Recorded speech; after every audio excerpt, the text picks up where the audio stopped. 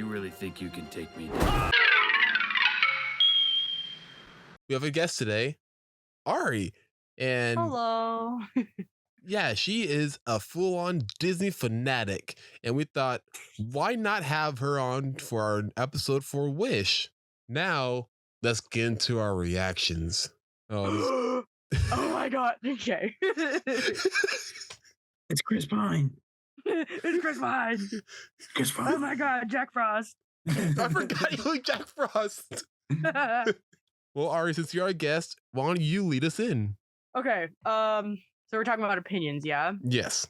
I have a lot of opinions, and being labeled as a Disney fanatic is gonna bring me so much hate over my opinions. Oh my goodness. Great job, Chance. Wow. It's okay, don't worry about it. I wanted to really like Wish because 100th anniversary, it's a big deal for the company. Like, Disney has had so much success and they have good movie after good movie, but I don't know, there's something about Wish that I don't quite like. I could get into the details of it, but we'll get to that later.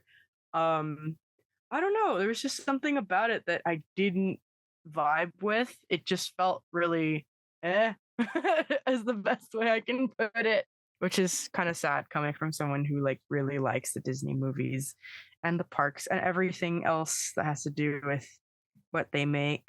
But that's my basic opinion just to start off with. What do you guys think?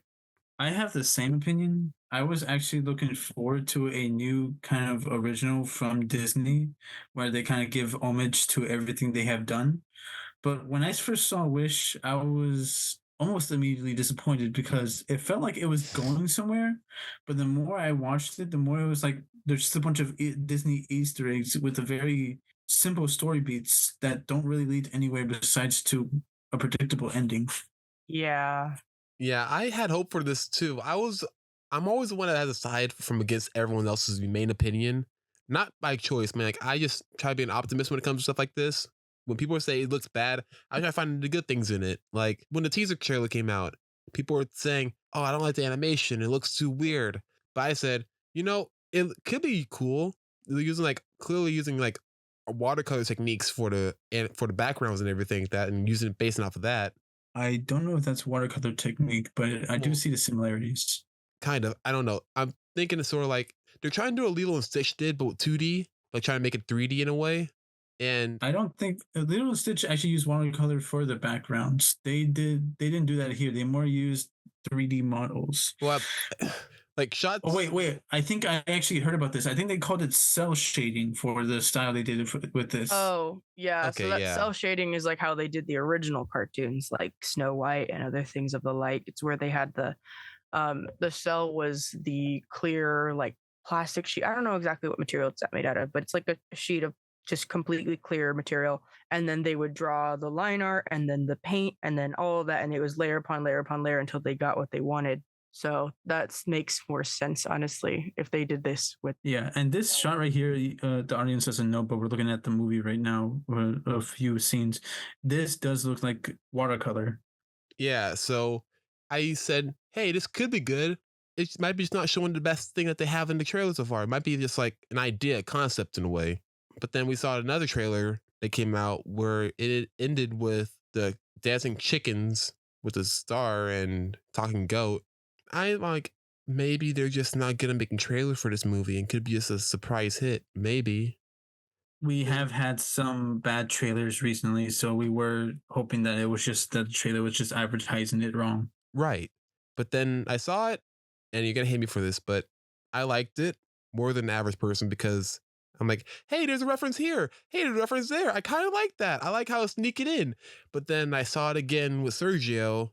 Then after my early first screening high fell down, I was back to reality and realizing, oh, it's not really that good. There's not much there. If you take away the Easter eggs, there's very little to actually look at. Yeah. And then I watched it with my other friend Sasha after that. And I'm like, you know what? I don't really want to watch it again anytime soon. Also, side note, when I saw it in theaters for the third time, they had these popcorn buckets for Wish. It was just basically a popcorn bucket with Star's body on it. And they should never have a popcorn bucket that's literally a ball of light in movie theater. That does seem to be counterproductive. Yeah, it was so bright that I could see it while the movie was playing. I have a video, but I'm not gonna pull up right now, but trust me on this. Oh, you know, an interesting fact it was that Magnifico's design was actually based off Chris Pine. I believe it. Yeah, seems Yeah. pretty apparent. It looks just like him. Yeah, he said that in an interview with BuzzFeed when he was playing with pups. Anyway, one thing I noticed was about this. Wait, one thing I do want to say, one question off the bat was, why did they decide to make Asha's hair like that? Because Like, to the side like that. Yeah, well, because I don't know why, but that threw me off on what it is she was gonna be like. Because to me, it seems like kind of that she's some kind of brazen, bold, and kind of like confident. But in the movie, she's more anxious and naivety, kind of like how you would see Anna from Frozen. well, Mm, I think it's because she's biracial in the movie, like her, and also there's been a whole thing lately since like the Proud Family show came out that they always want to make sure black hair is highlighted to be as good as every other hair, because all the other shows or movies with black people in it always have the same type of hair, afros, shortcuts, like high tops. But now they're trying to make it more of an effort to make it more authentic to black hair. I think. What does that mean? What do you mean? Well, you're saying they're trying to make it more authentic to black hair. Just in general, that's what all shows have been doing lately. All animated shows by having different varieties of hair. But I have black hair, and my hair is more like Magnifico's. Okay. That's what I meant by black hair, Sergio. That is not what I meant. I'm sorry. I should be more specific. Chance means African American hair. Yeah. Oh my God. I feel terrible. Yeah. African American hair. I'm not sure what you mean by that. Like styles that most African Americans demographic use in their hair, or people that actually use the hairstyles in Africa. What do you mean? I think what Chance means is like the Asha has hair that a lot of, I would imagine, black little girls, would have as a kid. Especially because like when I was going to school, like in elementary school, I had a lot of black classmates, and most of them had their hair in like little braids with the beads, or they had like little bows or whatever, because I don't remember what exactly the curl type is for that, but I know it's like when you have like super curly hair.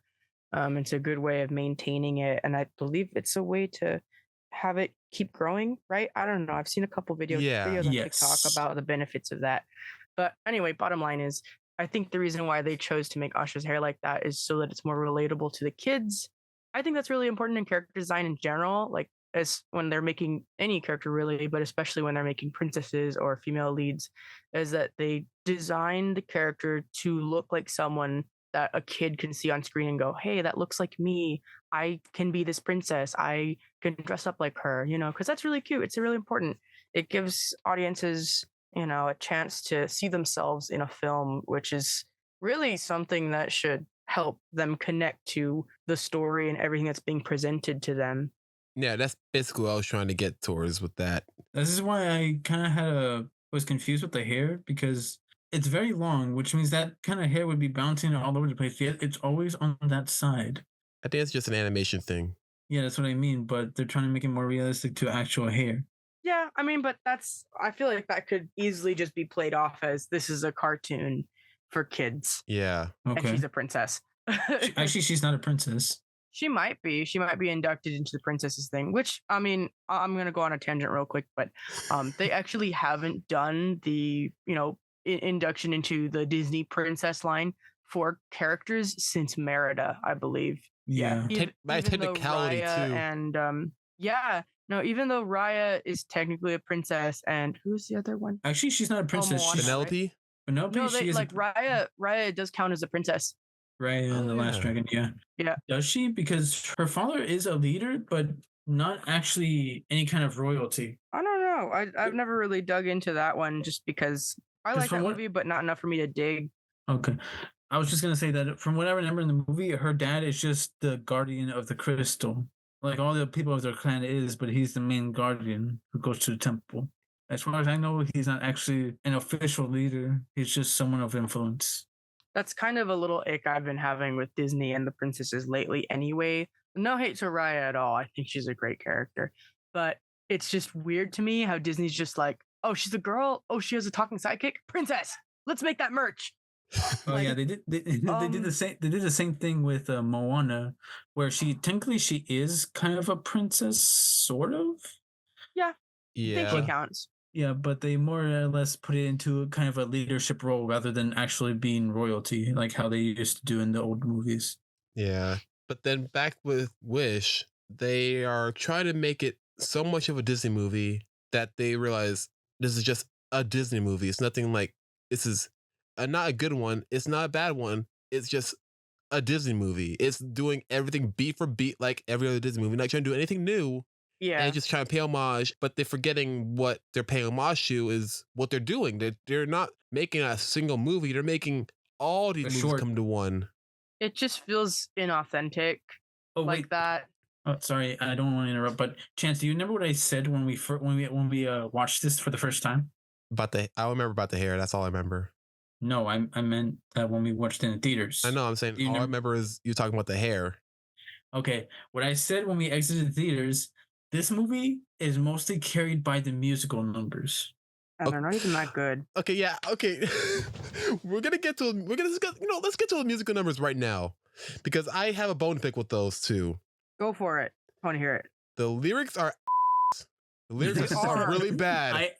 I noticed that when I listened to it a couple times, I was like, this song kind of feels good, but then it gets to a certain lyric and it just fumbles, Like- struggles to stay on beat. Like the chorus is The good. words don't make sense. The chorus is good. The melody is good. Sometimes the I can hear vocals, myself. I can like the vocals are good. The chorus is good, but I can sometimes hear myself humming to the song sometimes. But when I think about how the lyrics are, it gets me frustrated and mad because they're trying to do this Lin-Manuel Miranda type thing where they're speaking while they're singing, and they're not doing it right. They're not doing it good at all.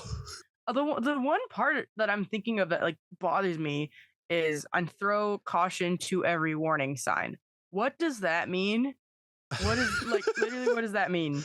Like what is she saying, or just Yeah, what does that mean? Because like, what does throwing caution to a warning sign mean? Because I've heard throwing caution to a wind, and then the other one, the other half is something warning sign. I don't remember what it is, but I throw caution to every warning sign. That's the word. Contradictory. It's contradictory.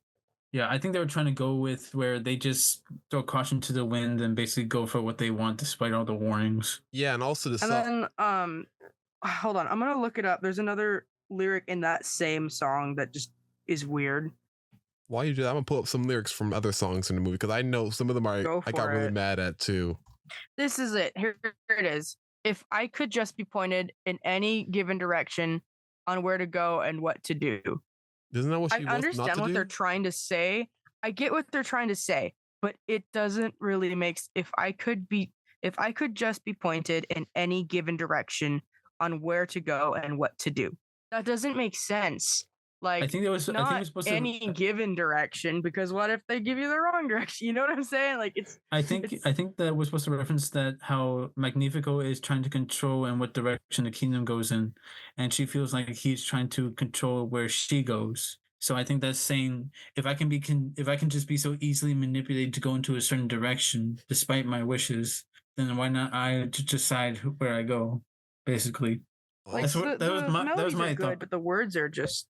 Yeah, the words don't convey what it is they're trying to get across. Okay, so also one more thing about the music, like a couple of things about the music, but one thing I also want to point out is that clearly the songs are made before anything in production was actually finalized.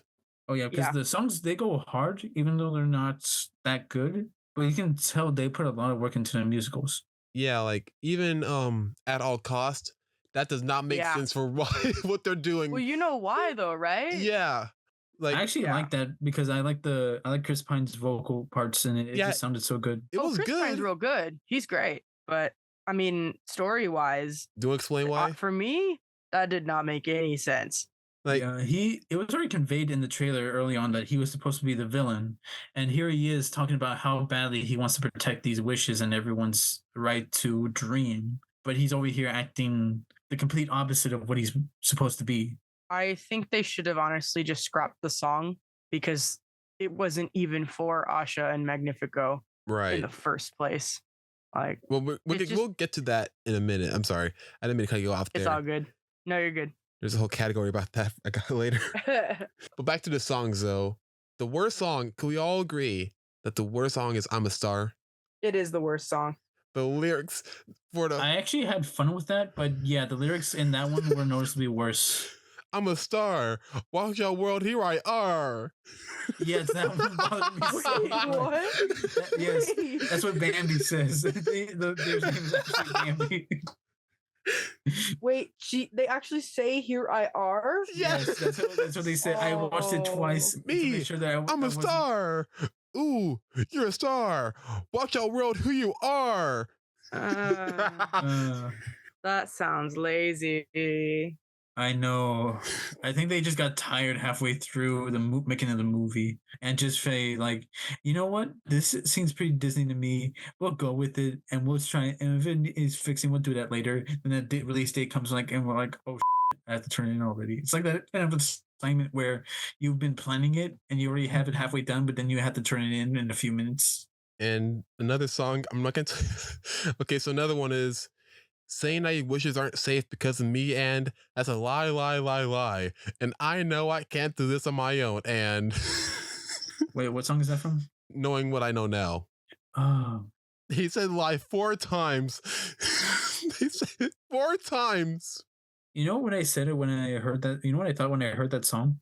I thought that these guys have just been told that their best friend is a felon, a criminal, someone who's terrorizing this, and they just convinced the entire crowd that she destroyed the wishes, which makes her the worst. And they just believe her that Magnifico is the one who destroyed them and is being corrupted.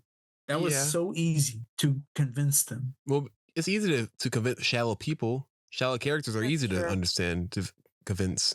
Yes, but they're not supposed to be that shallow because they're portrayed as Asha's closest friends. They're also portrayed as the 7 dwarves, which are literally named after their characters. Yeah, that's Wait, another thing. don't tell me Dahlia is supposed to be Doc. No. Oh my Wait, god. you didn't realize that when she made the food? No, and I made it? didn't know. I didn't realize that they were like named after the. Are you kidding me? That's so Oh yeah. stupid. Oh yeah. You want to hear something else stupid? Chance didn't realize that the grandfather was actually a reference to Disney. I knew that. I knew that. What are you talking Wait, about? what? I told you that that the grandpa turning 100 years old is the same way of how they're saying that Disney is 100 years old. I knew that though. Oh, yeah. But when I told you about it, you said you didn't realize that. You must be misconstruing what I said. You have to be. I told you about that, and you were like, "Oh my gosh, how did I not notice that?" I might have been Because you were busy. Because you were busy looking at all the other references to Disney. I might have been sarcastic. I did like some of the references, but some of them felt a little too on the nose. Yeah. Really? The Bambi one felt off to me. I did think that was funny though that they named him Bambi and the bear's name was John. I thought they were gonna name the bear Baloo. No, they were referencing like Little John from Robin Hood. Yeah. No, I know. I just thought they would reference Baloo because it's a more popular movie that they've seen. But he was a brown bear. Hold on. Oh, I got Baloo is a black bear. No, Baloo isn't a black bear. He's a sun bear. Oh, Well, wait, he's a sun bear? in the original book, yeah, he is a sun bear. They just changed the design for it in the animated version. That's actually horrifying to know. Those things are scary. Oh yeah, and if you see the actually live action ones they have on Netflix, he's actually much more terrifying because he's way bigger than an actual bear in India. But that's not the Disney one, isn't it? No, it's not the Disney one. I'm talking about the other ones. But in the Disney one, he is actually a sun bear. In the live action one, where he's CGI, he is actually a sun bear, but he's way huger than any sun bear. Oh. I have bones to pick with the live action ones too because those are not live action. Those are CG animated. Those are not live. I hate that category so much. You told me that the Yeah. live action Lion King movie isn't really live action? What? The worst culprit. And then we're getting Mufasa, like what, in a couple years or next year? I don't know. No, it's later I don't this know why. year. I don't know Oh why. my I God. just like hearing his name, Mufasa. Mufasa. Say it again. Gives me tingle. Mufasa. Oh man. Do you have anything else to say about the songs? Except, I got something else. The song "Woke in the Roses." Did anyone else get Encanto vibes for that one? Wait, which Yes. "Woke in the Roses." one? Oh yeah, that's what I thought they were gonna go for with this movie, where they're gonna take inspiration from Encanto because the guitar strumming and the instruments used that I could hear sounded so much like Encanto that I thought they were gonna go with the same kind of style. Oh, hey, the animation style felt like they were gonna go with something how they did with Tangled, where it's very expressionist. Like the characters are always moving around and doing these exaggerated movements. But the art style feels like they tried to do like how we said with cell shading, how they wanted to make it reminisce the old movies, how they did it the first time. But that art style with this animation style, it didn't really mesh well together. Because there are certain parts like this one with the lighting where you can see that it's 3D, and then other times when it looks like they're trying to make it 2D, but make it some sort of hybrid of it, and it doesn't quite work too well. This movie is 3D, and I know everyone always said, why does it need to be in 3D? If you want to pay homage to Disney being 100, make it 2D animated like the original movies. I agree with that, but also the way they like saying, hey, we should make it like this because it makes it better for camera movements and it makes it easier for us. Do you think that back then they said, let's make it easy for everyone else and just do it like this? I mean, that's not the point.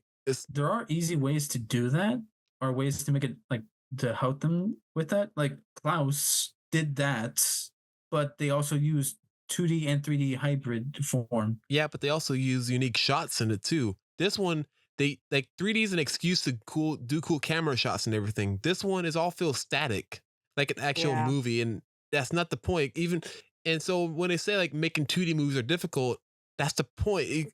There's an effort that they put into it that makes it unique. If it's if it was easy, everyone will try making it. True. It's Disney. Disney's saying it's just too hard. I think Disney just stopped trying to push themselves like Pixar does. But even Pixar does 2D animation sometimes. No, they don't. Pixar doesn't do. Yeah, 2D they animation. do. They've always done 3D. Yeah, but they have 2D in their 3D. Like sometimes what? Coco. Oh yeah, you're right. Oh yeah, right. The opening. Incredibles. Incredibles was Pixar? Oh my god. Oh yeah, that's right. Sorry, I got mixed up. That was the time when they joined Disney, right? Yeah. Okay. Because I got confused. That's when they joined Disney, but they are still their own studio making 3D art. Right. And like at the credit scenes, they'll have like all these 2D scenes. So they are I don't know. Even with Disney, they used to do this where they have a 3D movie, but also have 2D things in it, like Moana with the tattoos. And that was cool. Yeah. So I think you're right. They gave up on that. It even had a chance to do it in this movie with her looking at her storybooks, her drawings. Yeah, I thought they were gonna do something like that. Where when I was watching this, it felt like they tried, like how you said before, they tried to make it look like a storybook and reminisce of how they originally did it in the original movies when they first started actually making the movies. And I thought, if that's what they were going for, why didn't they do this in 2D to make it look more like a storybook? And then I was thinking, well, they wanted to do it in 3D to have these kind of shots. And I was like, okay, but it doesn't fit well. Yeah, I mean, it feels awkward in this 3D. Yeah. Also, one thing I want to say, I hate the goat butt jokes. I don't think you're alone here. Also, just to give context, we're watching the movie, and do you see the shot where John jumps into the behind the tree? Oh yeah, I love that shot. I thought it was funny. It's funny, but it looks off. It just came out of nowhere, and also this stupid song. I don't even understand why they have it in the movie, because it doesn't give any context. It says, "Hey, why is the star here? You're a star. We're all stars. You're a star. We're all part of it. We're all part of this universe together, bonded together. That's why you're a star. I'm a star. We're all a star. There's a star right there. Get it?" That's the thing. That's why I had a problem when I first saw this movie, because it felt like everything was just trying to give homage to the studio rather than just tell a story. Yeah. Have you noticed that some of the animals look like the ones from Snow White? Yeah. I would think that was all intentional. And even the trees remind me of Pocahontas because of the raccoons and trees. Oh, like Grandma Willow. Yeah, Grandma Willow. I'm surprised that I noticed they didn't reference some movies in this. Like what? Black Cauldron? Black Cauldron, but Tarzan, The Jungle Book. I didn't really see that. Wait, did they? I think that when the turtle was riding down the water, I think that might have been a reference. No, that's Snow White. The turtle singing in the water? Yes, because that looks like the turtle from Snow White. but there's someone on top of him while he's riding down the water while singing. I kind of thought this is a reference to Princess and the Frog, Oh yeah. Oh yeah. like the scene with Lewis yeah. and Naveen and Tiana, because like the background looks a lot similar to that song when Ray was serenading them. I guess so, yeah. Also, is there a reference to Coco for this? Coco's I not don't Disney, know. it's Pixar. Oh, okay. Also, another line that doesn't make sense. We eat the leaves and they eat the sun. I think it's supposed to be referencing the They're circle talking of about the life. plant. Yeah. Yeah, I mean, food chain, I guess. Yeah. Oh, look, a butt. Wow. You know what? That's you know where what- all the balls of gas come from. What? Yeah, when I first saw this, I was like, "Hey, this song is pretty all right. It's not that good, but it's pretty all right." Then that came on, and I was like, "You know what? I hate this so much." Just see you writhing in your chair like, oh my god, oh my god, oh my god. So pissed while watching it. Let's transition now to the characters.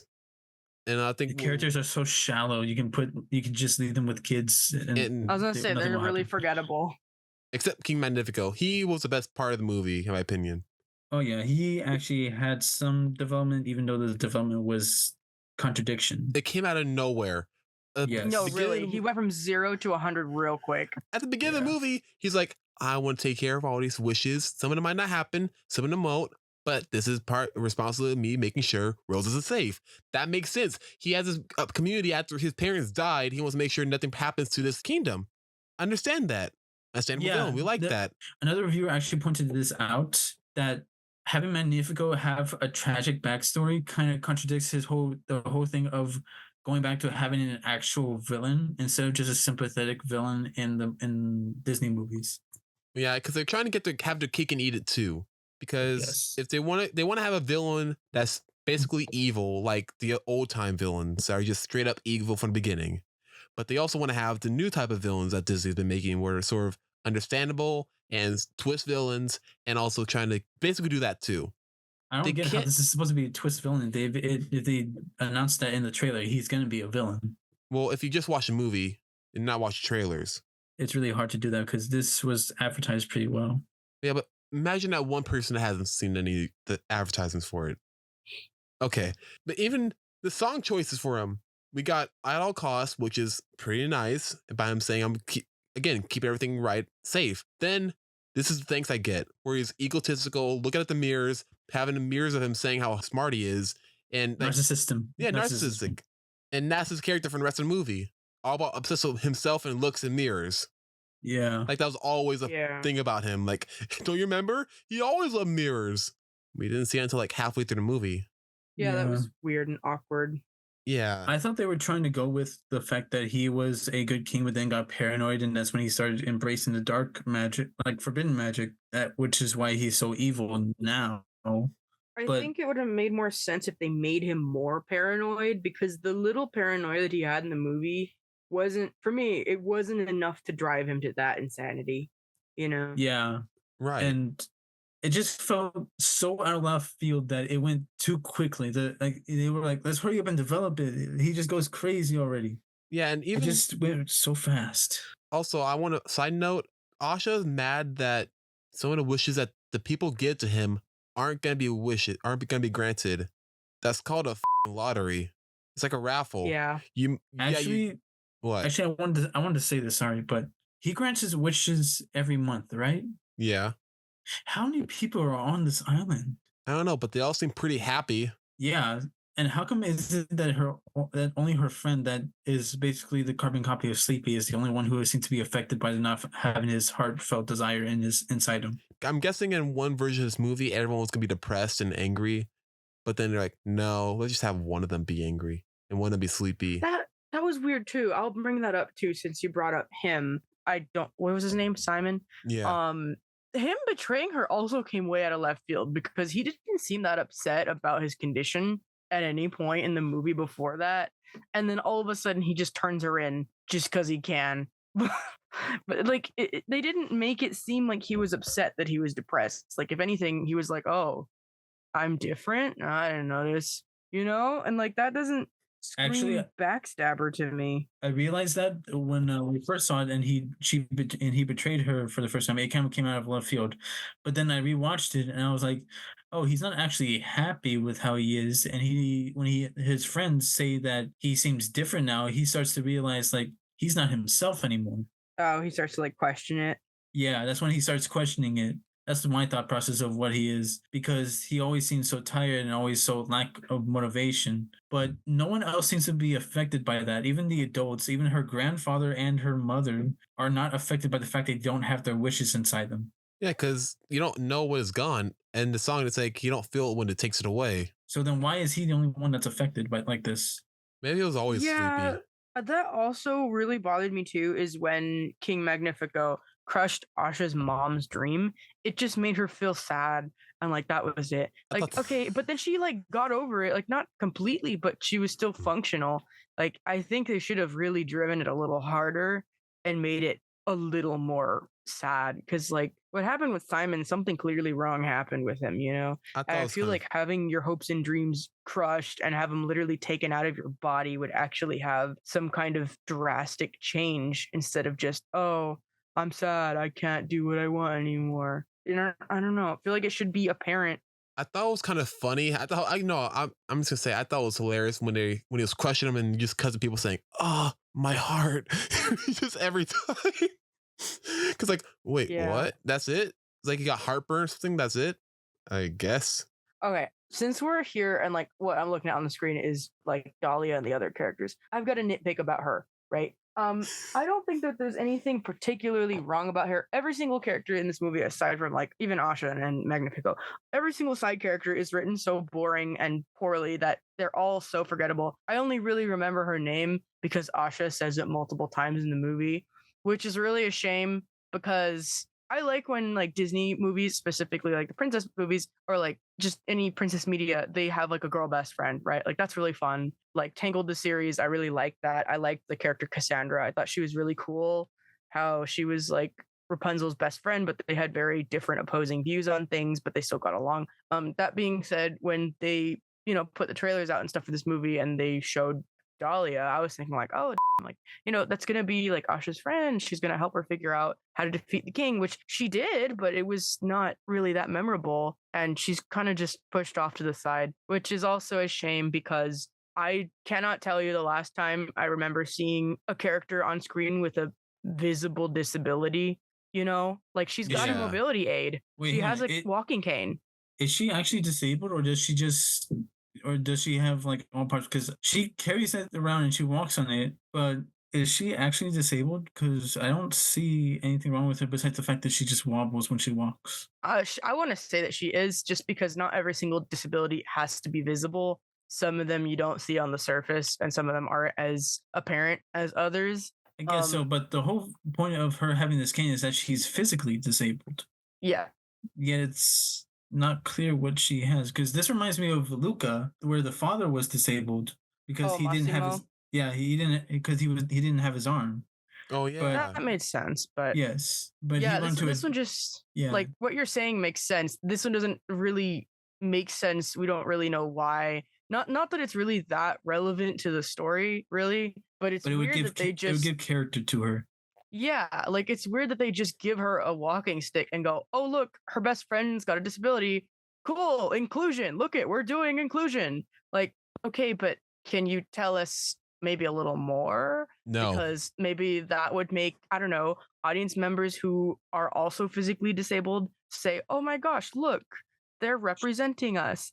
But instead they just go, "Have a cane, be her bestie, be forgettable." Like smart. what? Yeah, like she's the only thing that we know about her is that she's smart Be and that she diverse. likes to bake cookies. That's it. Yeah. Also, I was wondering about something.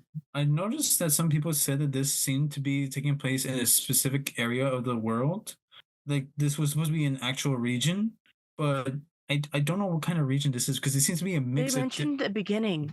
No, I know that, but there was no distinguishable anything about. There's nothing distinguishable about the region, because it seems to be a mix of pretty much every other region. It's on the Mediterranean Yeah. Sea. Oh yeah. Is there Also, an actual culture from the Mediterranean? I don't know. I think they just Because I thought they would actually try to at least represent that in this movie because this is the Mediterranean. Well, their excuse could be that they have so many boats come in there all the time with different people. It's like everyone's there. So then where's the market? I don't know, man. This whole place is half That's true. baked.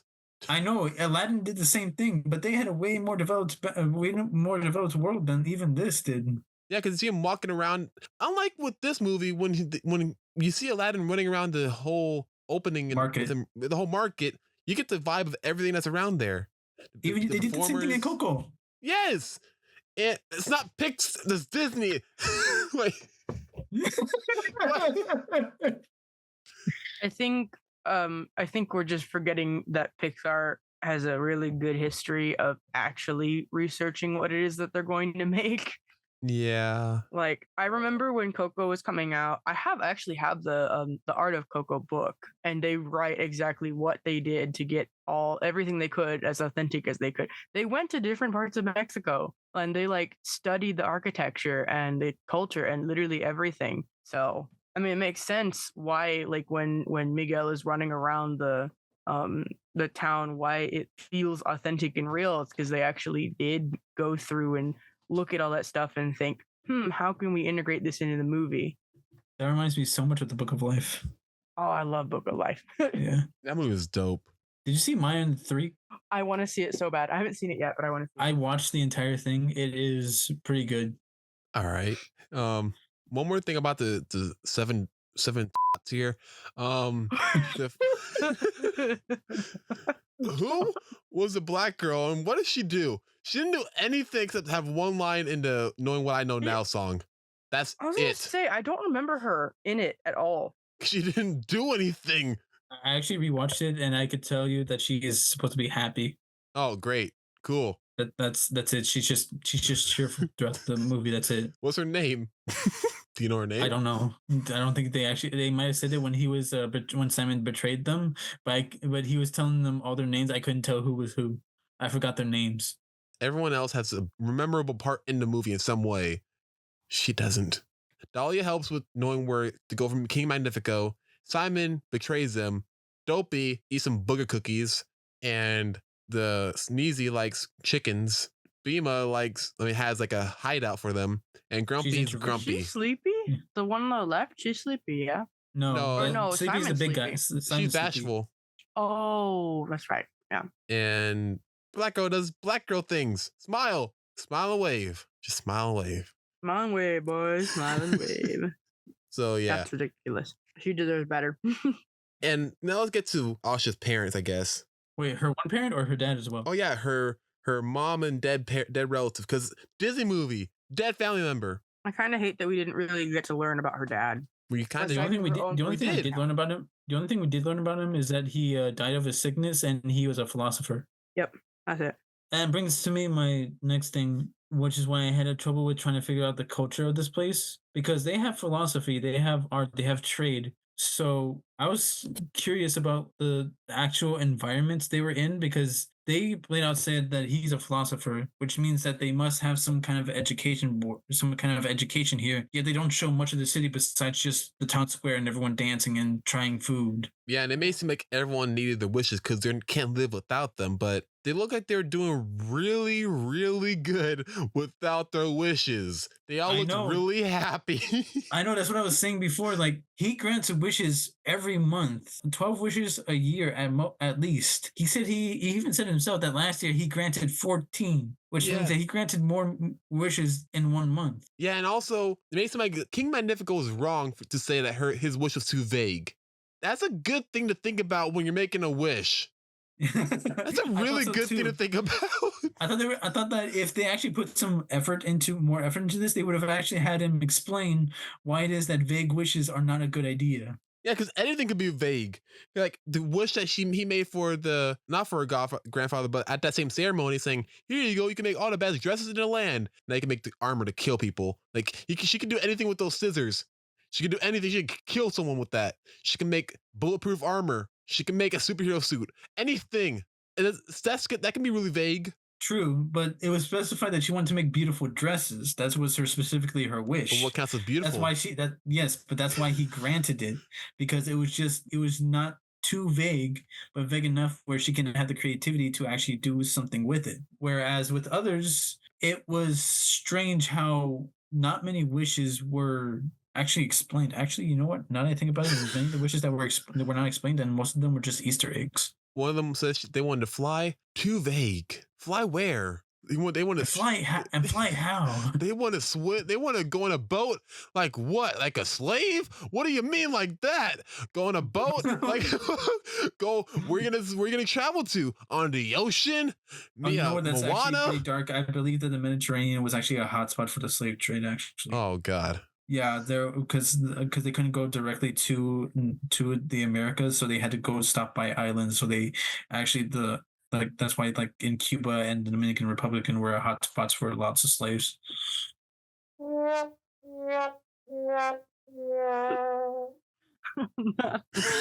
the sound effect. I'm sorry. Oh man, you just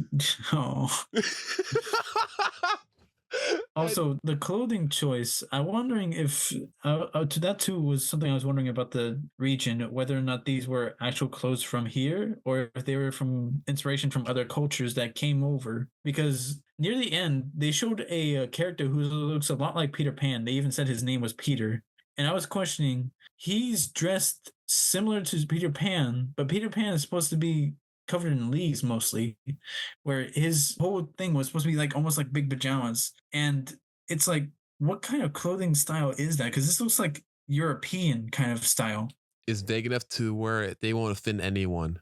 Yeah, but then that takes away everything from the actual story. Well, yeah, but last time they tried making it very specific to a region, they got really mad. People got really mad at them for Aladdin. For Aladdin? Yeah, because like remember I think there was a line in one of the songs for Arabian Nights. Remember, Ari? Oh God, yeah, I know exactly what you're talking about. That was pretty bad. The one where it's like, what is it? Oh God, hold on, I'm gonna look it up. And it's something like where they cut off your hand if you if you don't pay, it's barbaric, but hey, it's home. That's the line he's talking about. Oh, okay. It's because I didn't see that because I was never able to see it in theaters. So I got the DVD version where they changed it. Where they cut off your ear if they don't like your face, it's barbaric, but hey, it's home. That's the one. Because that's strange because they do show that they're about to cut off Jasmine's hand when she's accused of stealing. But isn't that actually real accurate to the region's history? I don't know. I don't know. It's confusing how the public goes flip-flops. Now back then they said like it's too violent even though it's historically accurate. And now they're saying we want inclusion. We want them to be historically accurate. What else do we want to talk about? Alrighty then. Did we talk about Asha yet? I think we did technically because a little bit in the beginning, yeah. Okay. About like her hair and her personality. Wait, the voice actress is biracial, right? Yes. Miranda DeBose? I think so, yeah. Yeah. Because they based the design off of the actress, right? I don't think so. Did they? I mean, I'm pretty sure people would be mad if they didn't. I'm pretty sure she had really short hair at the time, like before, like when they came up with the concept for the movie. Yeah, I think around this time she was doing West Side Story. I think she had short hair in that. Did she? Who was the actress? Yeah, she had short hair in that. Ariana DeBose. What ethnicity is she? I think she is biracial, yeah. Let me check. I think she's Afro-Latina. I'm not sure. I might be wrong. She was born in Florida. Wait, I'm looking at Ariana Grande. Hold on.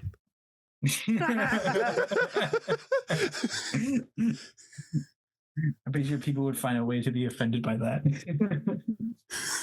Puerto Rican, Black, and Italian. There you go. Okay.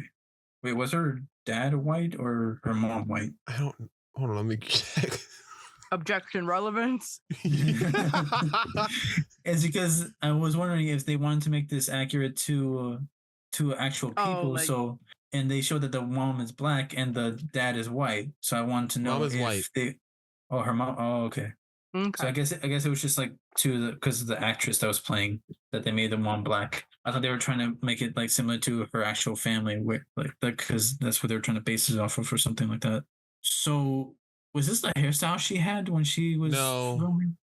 No. What was her hairstyle? I don't know. They shot in the studio. How would I know? No, I know. It's just that you guys said that they wanted this to be representative of how little girls do their hair, like younger girls. And so I was wondering, did she have this hairstyle when they were doing this film, or was this just just the hairstyle they saw like a lot of little girls were doing, and they decided to just put it on the character? That one, the I think second one. the second option. Yeah, because they had to animate this way before they started recording. Okay. Anyways, do we have anything else to say about her? I'm not sure if I can actually talk about anything about her because she, despite her being the main character, she doesn't have that much depth to her. She's a fairy godmother. That's it. Is this what you know? What? That's interesting. I thought this was going to be like an origin story for a fairy godmother, but then I thought back to the original fairy godmother, which from Cinderella, and she was white. So I was wondering if that was a problem or anything. Oh, you were bringing up like origin stories, right? Yeah. Did you guys notice that when I'm sure you did when Magnifico got sucked into the scepter, Yeah. like the face of the mirror from Snow White showed up? Yep. Oh yeah. And he also has a mirror on the wall and everything. Yeah. Actually, I believe in Snow White they actually say magic mirror, not mirror mirror. Mirror is from Yeah, the it's Shrek. magic mirror. Yeah. Oh, so wait, did they rip? They ripped it from the thing that was making fun of Disney. Yes. You can What? tell they didn't really do their research on this. What the Also, because I thought it was mirror mirror because the fact that it's not magical yet. It's not magical until he gets locked inside it. Then it becomes a magic mirror. I thought it was because of that movie Mirror. Yeah, I believe that was the Mandela effect where people just remember it from Shrek because Shrek was so influential. So they just always thought it was mirror mirror. Mm-hmm. It's magic mirror. I should know. I love the Evil Queen. Yeah, and what else is there? Does this mean that the conspiracy theory of the Disney being all connected to one universe is true? No. That's a Pixar theory. Disney doesn't have that. Oh, wait, Also- no, yeah, they do. It's less connected than Pixar, but there is a theory about that. Really? You know what? Yeah. This is a Read good time about to it. transition to our next category, the what could have been category. You know, I think I talked a little bit about this when I said that Magnifico could have tried to be, if they actually didn't try to go for the whole full-on evil thing, they actually had him explain why vague wishes are not a good idea because of how the ramifications it would mean to actually make a vague wish come true, which could have disastrous consequences, which is why his home was originally destroyed. We should have focused more on the villain than the actual character. We focused on the whole movie. Yeah. What if Star came to work with Magnifico? I'm pretty sure the same thing would have happened all over again. Yeah. Oh, Also, I've noticed this in a few of the Disney films. Why is it that the villain is always more interesting than the other characters? because he gets to have fun. I guess so. I mean, his song, "This Is the Thanks I Get," also, Oh yeah, that was good. Yeah. I didn't like how upbeat it was though. Like, I feel like that's a lot for some of the other Disney villains. Like some of them actually do have pretty upbeat kind of songs. first started off pretty chill. Then he started saying, "Yeah, I got these genes from outer space." He sounded narcissistic, which didn't fit to his character at that point. yeah, not yet. Also, they don't explain that he got his genes from outer space. They don't explain any of that. I think that's just his narcissism talking, saying like how unbelievably handsome he is. Because he's mentioned that his parents perished before. He never said that he was superior to anyone. But now that he's become a sorcerer, he feels like he's so important. He's got an inflated ego, kind of stuff like that. But No. yeah, it doesn't really make sense that he mentioned that his genes are from outer space. Because that's part of what could have been category. In the earlier draft of the movie, they're supposed to explain his connection to astrology, which and that's why he says, "I think I remember your father," because he was an he focused on the stars too. When Asha talked about her father when he was during the interview. But her father was a philosopher, not an astronomer. Yeah, philosopher. I mean, her dad. I mean, Yeah, that's her dad, a philosopher. But they also looked at the stars. Yes, they looked at the stars, but he was a philosopher, not an astronomer. I'm just thinking if there's a connection between the father and the villain that was in an early draft. I'm just gonna say that. What, like a Guardians of the Galaxy Volume 2 kind of thing where they actually gave the parent cancer or something like that? What? No. What? Wait. What?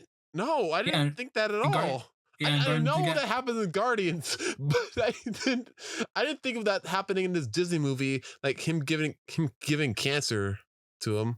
So also and also in that category, there was another song that was supposed to be in a movie called "A Wish Worth Making" that Sabino was supposed to sing. Sabino was supposed to sing after reclaiming his wish. They don't give a reason for why that was cut for the movie. Honestly, I think it would have been cool if he did sing. Would have added something more to like actually make sense and give a feel for his character instead of just grandpa. And it would make sense for the person that wants to sing and make people happy, have a song with his guitar singing at the end of the movie. Yeah. yeah. That would have been like, honestly, if they had him sing the beginning of the finale reprise of This Wish, then that would have made so much more sense. Oh, yeah. Right. Like if it was like his song and then it transitions into the This Wish reprise, it would have been a perfect finale. What's next? Let's go into trivia. Trivia of what? Trivia for the movie. No, I know I feel about like the we movie. covered that through the but- rest of yeah. our chat. Yeah, that's what I mean. What We were else talking could we? about like the Easter eggs. Oh yeah. Well, This is what me and Chance talked about. That without the Easter eggs, there's not much to talk about in this movie. Like some of the things in here are good, but the movie as a whole does not hold up to what it was leading up to be. yeah, it was all the problem with this movie is that it felt like it took too long to make. Like same thing with the Simpsons movie, where they had over 20 years of ideas planning on when they're making the movie, and the final draft is like a Frankenstein of all these ideas put into one. Because originally, I remember that when they first said that they're gonna make a 100-year anniversary movie for Disney, they're gonna have every Disney one character from every Disney movie in the movie, which then ended up to be Once Upon a Studio. Oh yeah, that was a better homage than this movie. Oh, by far. They tried. I keep on saying this. Keep on trying to have their cake and eat it too. We want to have a Disney original, but we want to make sure we acknowledge everything else they've done. But the problem with those is that when all the other people make fun of other Disney movies, they're not saying how bad they are. They're saying, hey, they're doing the same thing. They're doing the same thing, but they're still really good. We might see Hercules singing out, saying he wants more in life. Then we also might see Beauty and Beast, so Belle doing something, singing about she wants more in life. But it's not that we're making fun of it. We're saying, hey, they have a formula. They're good with it. But this one felt like, hey, we know that formula. We're going to do like they do. We're not going to do our own thing with that idea, with that template. We're just going to use that whole idea, basically word for word, and change it a little bit and make it like, hey, you know this is Disney because it's everything Disney wants in it. Instead of us catching ourselves, they're like, hey, we caught it for you, so you don't need to think about anything else. If it makes any sense. How so many stories that use the same formula were basically all compiled into the category of the hero's journey, where they all followed the same formula, and it was noticed. But right here, they did that, but they didn't do anything with it. They just had the story plot points, and that was it. Right. It's just felt, I don't know, soulless. People always say this, but this one just felt half-assed in a way. They put so much. That's a fair assessment. I mean, the best way like I can put it is that it's cookie cutter. Yeah, which is actually ironic, seeing how most of the movie has a lot of cookie stuff in it. Right. Yeah. Wait, I have a question. Was Encanto a Disney production or a Pixar production? Disney. Oh, okay. So Disney does have the capability of actually doing a pretty good story, because Encanto was praised as one of their best movies that they came with in the most recent times. But then they come out with something like this. I mean, even some of their shows that they have on Disney Plus are pretty good, but it doesn't seem to be doing so good with this movie, even though this is basically them doing their thing. Because they're not doing anything new. They're trying to be like Shrek. It's like but I think the best way to put this also is saying this is them trying to make their version of Shrek without being mean to themselves. It's like a boss making fun of themselves at a party, saying, hey, I could get joke, I could make fun of myself like everyone else, right? But I'm not sure if this is them making fun of themselves, because there's no jokes about the story. Okay, right. You know, I take it back. I mean, like, they are trying to do what Shrek was making fun of. I guess I don't know how to put. I don't know how to put this. Basically, like a classic fairy tale kind of thing. Yes, when they make fun of noticed the poison apple. Oh yeah, that was. I noticed that first. I called Sergio that too. Saw that. Oh yeah. You know, I showed you that, Sergio, when we first saw it. Oh right. You don't remember. Anyway, also one of the things that also was planned was the wife was supposed to be the queen was supposed to also be evil too. Yeah, Yeah. we should have made Disney's first evil power couple. That would have been fun, actually. Like, That actually would have been fun. I would have actually been interested to see if they actually did the like. This is the things I get. A song with a duet kind of them. It would be kind of fun to see that happen. That could have worked. Them dancing around the whole area with the balls going around them. I should rephrase that. Dancing around with, like them dancing with the wishes surrounding them and swinging around. That actually would have been pretty cool to see. I wonder why they chose to make the queen good and not Magnifico. Because you need someone in power to help them bring it down.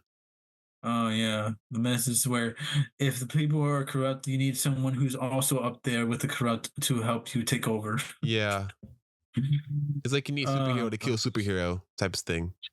Yeah, except that goes against this entire thing of like what the message is. You think they know what the message is? Because their whole thing at the end of the movie saying just keep wishing. Exactly. What kind of message? But the whole point with this is that you don't need someone else or an external force to help you make your wishes come true. You can make your wish come true yourself. Okay, well, that was the whole point of that. That was the whole. But some of the wishes are, I wish I can fly. Well, they couldn't literally fly, but there's a way to make her wish come true by making a flying machine with Peter. But she was with Peter Pan, though. Exactly. They have a fairy godmother. Doesn't that mean that now she's in charge of the wishes now? Not really, because she doesn't take anyone's wishes. She just helps them come true. But isn't the whole thing for them to make their own wishes come true? Yeah, they do the wishes themselves. They keep their wish inside them, and they find a ways to actually make them come true. But they do get help from other people. See how much of this? You see how confusing it is to explain this? Yes, it's not a good sign. This is why we were saying, this is the whole conversation we've been having, that this movie does not do a good job of conveying its message. And it's scatterbrained too. First, the whole plan is to take their Sabino's wish back from the tower. And the next thing you know, when they're done saying, "Oh, we gotta get them all," now we gotta go back there, take all the wishes back, and give them to the whole people. We could have ended right there. Oh yeah. Oh wait, hang on. Before we actually do we have anything else to talk about? After this, we got a quiz. Oh, but before we go to the quiz, I wanted to ask you guys, what was your favorite reference in this? I mean, some of the references were good, so I wonder what was your favorite? I don't have a favorite part, so I'm trying to like scramble my brain to figure out what was my favorite. Oh, I got it. The credits. What? The credits, because they had pictures of the different characters from Disney all throughout the movie. So basically just all the characters and the stars, okay. Or I guess the fairy godmother thing. I like the clothes. Wait, which one? Fairy godmother, like Asha's clothes later, I guess. That was a cool idea. I don't know. I thought it was a Cinderella kind of thing, because she does her hands in the air like Cinderella did when she first transformed. Wait, when did she have a dress transformation? I don't remember that. No, when at the end of the movie, when Star repairs the wand, he does a little sparkle over her dress where she puts her hands in the air, kind of like Cinderella. Yeah, no, I do remember that, but I thought you guys were saying she had a dress change, because that's one nitpick, like one big nitpick I had about the movie, is that Asha never had like a significant wardrobe change.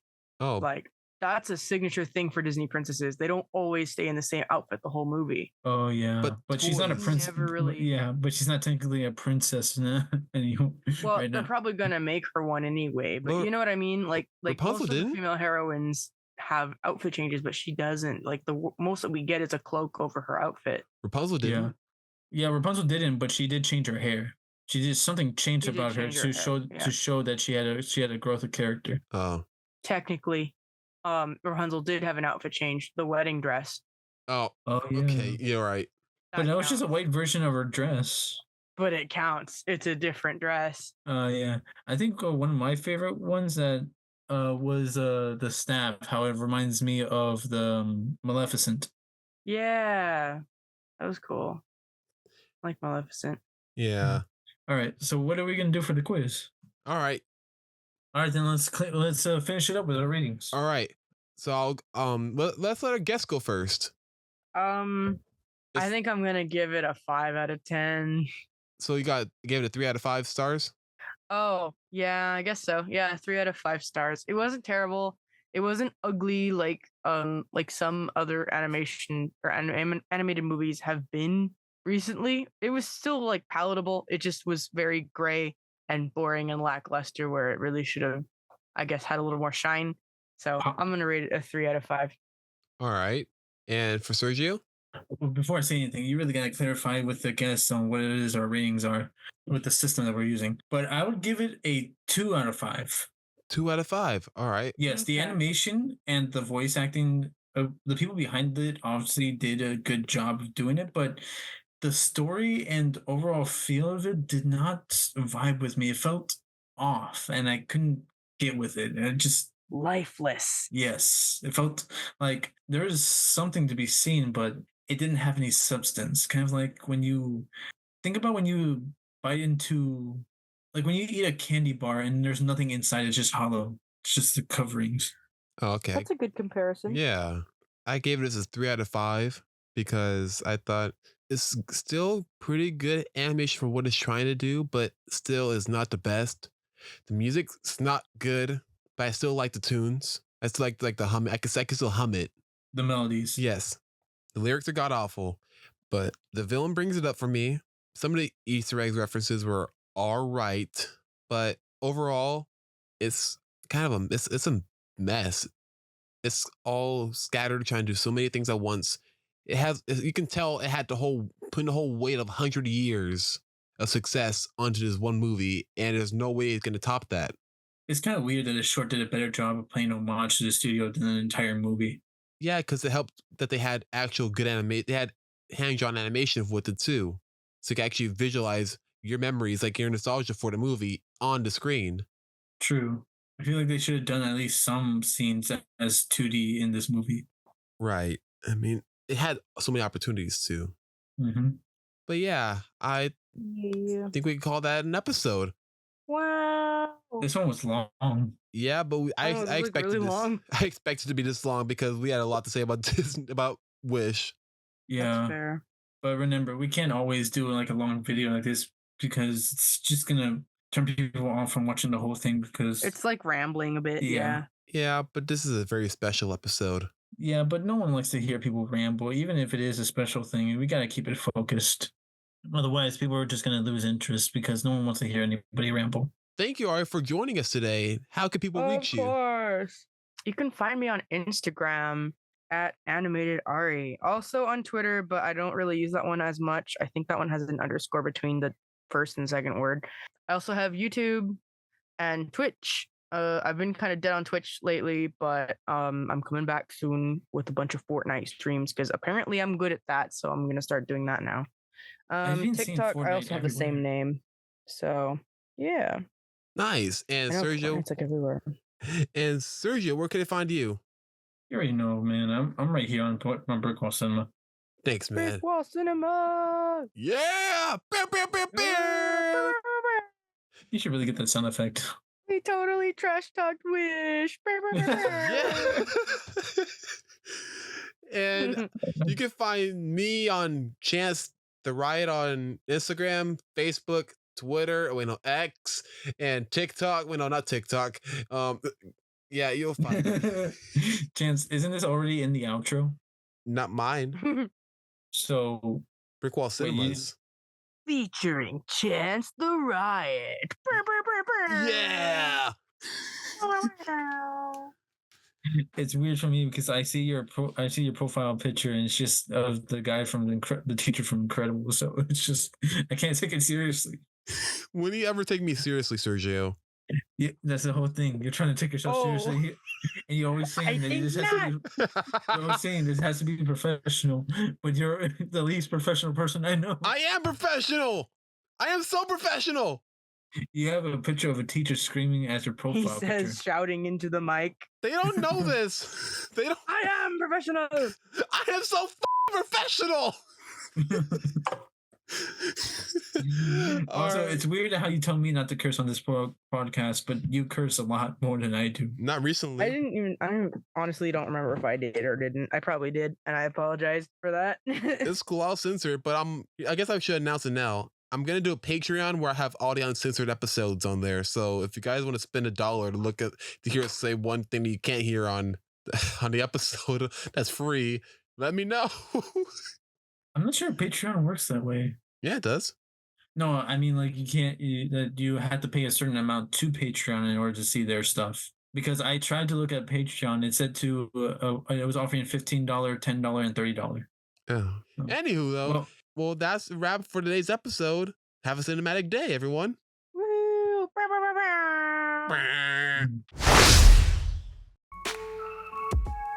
Hey everyone, thanks for listening, and be sure to subscribe to our channel and follow us on Instagram, Facebook, X, and TikTok at Brick Wall Cinema. Have a cinematic day.